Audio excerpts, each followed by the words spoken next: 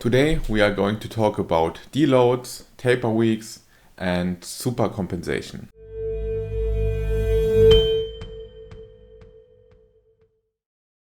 Hello and welcome to a new video.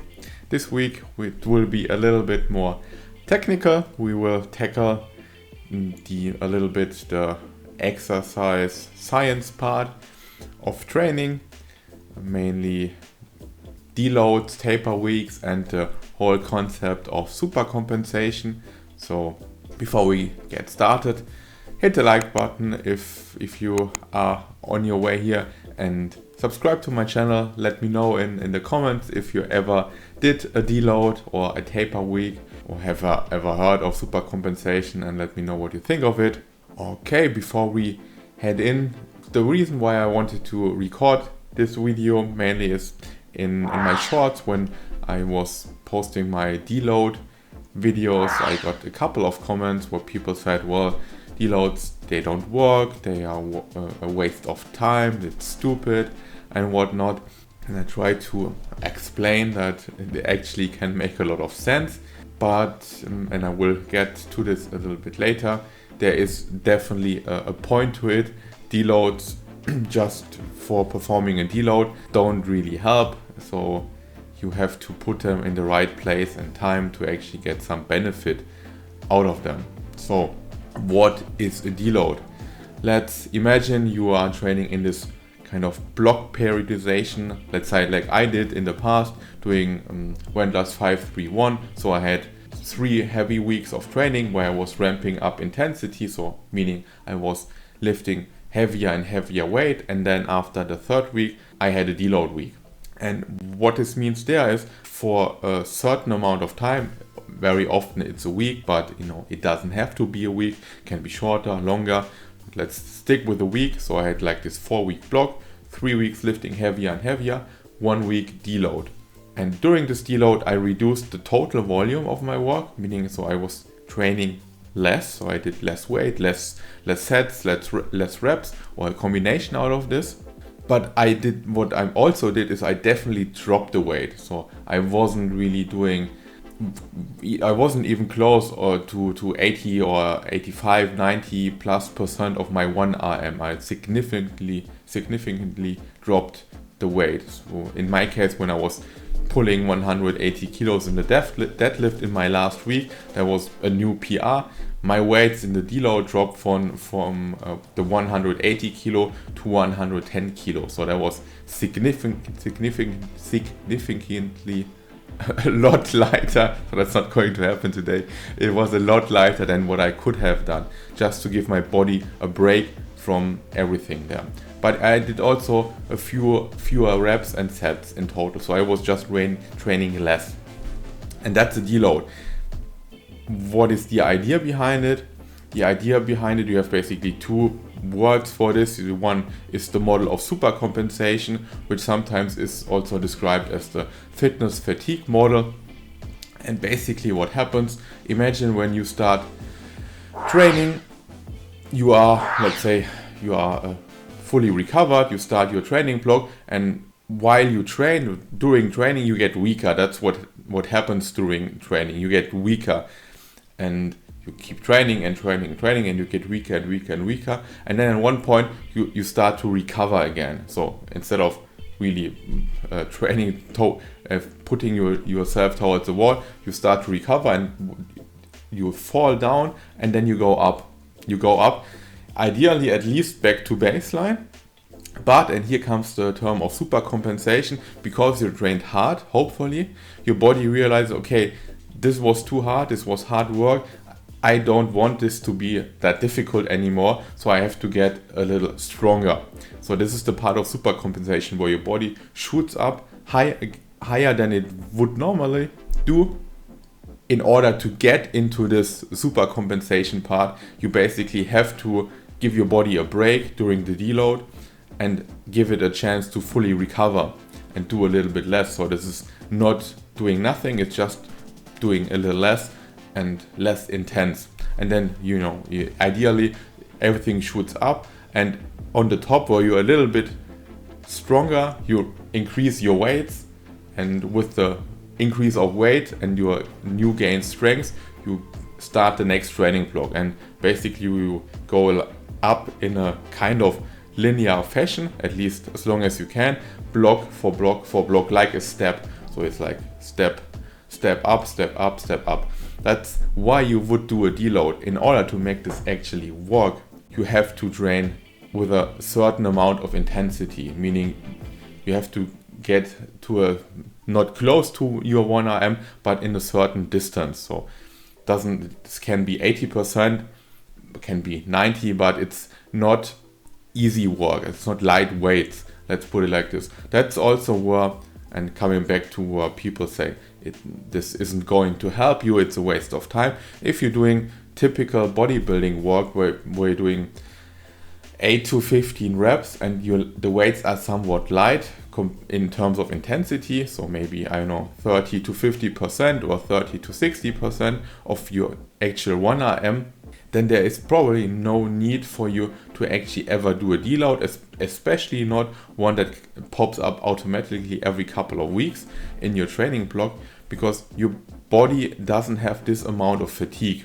especially not your passive structures in your body, like your bones, your tendons and your ligaments, which need a lot more time to recover than your muscles, which can be ready in a day or two. But everything else in your body takes a little bit more time, and thus a structured deload can really help you out a lot.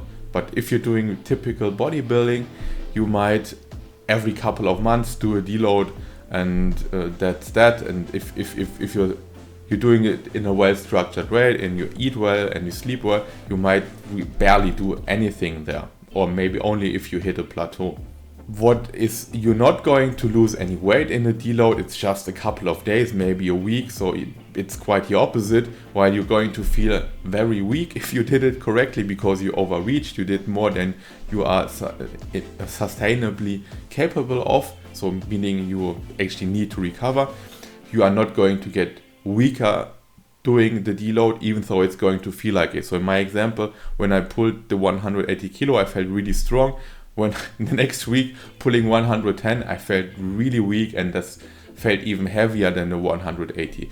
But that's not because I lost anything, it's just because I was really tired. There was a lot of fatigue in my body, which I need to get rid of. So during this time, my body is going to adapt, and I'm going to, let's say, flush out all the fatigue, hopefully, and that's that. And then have supercompensation. So where you want to probably make a distinction to deloading versus detraining, which is really a phase of you not training at all or very, very little, maybe because you were ill or you had to do other things in life because something happened. There you are. That's not a deload. Not training is not a deload. In a deload, you always train, just less hard and less intense. Let's put it like this. But you still training, and in detraining is really a period of you not training at all for a couple of weeks, months, maybe years, and there you're going to lose muscle mass for sure. Now let's have a look to deload versus tapering. Tapering is something you do in strength sports like weightlifting or powerlifting.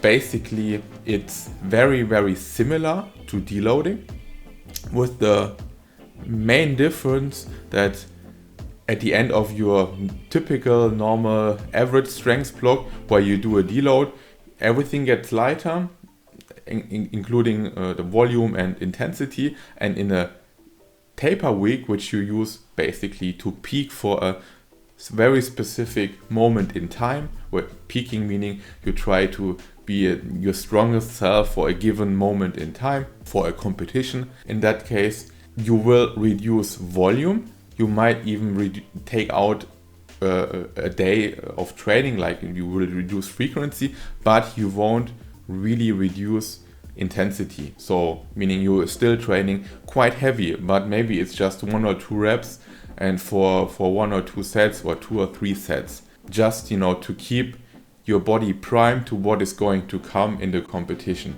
So that would mean maybe I'm instead of doing 180 kilos, which would be maybe my 1 RM attempt, I would still do something like 160 kilos or 155 kilos instead of the 110 that I did in my deload.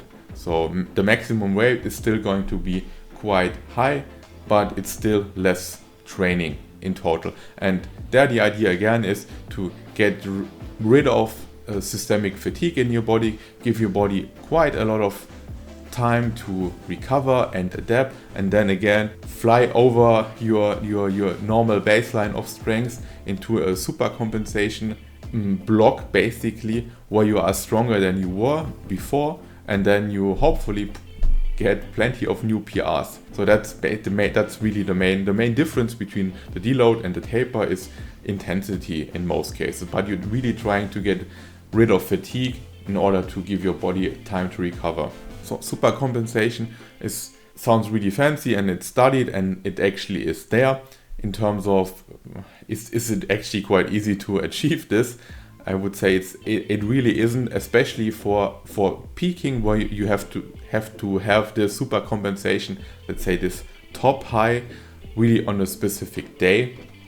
That's not so easy to achieve. You can be in this area for sure, but really finding this top is going to be really hard in terms of your normal training. When you basically putting strength block after strength block after strength block, it really doesn't matter so much, because your grades are going to increase and you have this, step up periodization, where you just have to land in the supercompensation area in order to get stronger in the long run.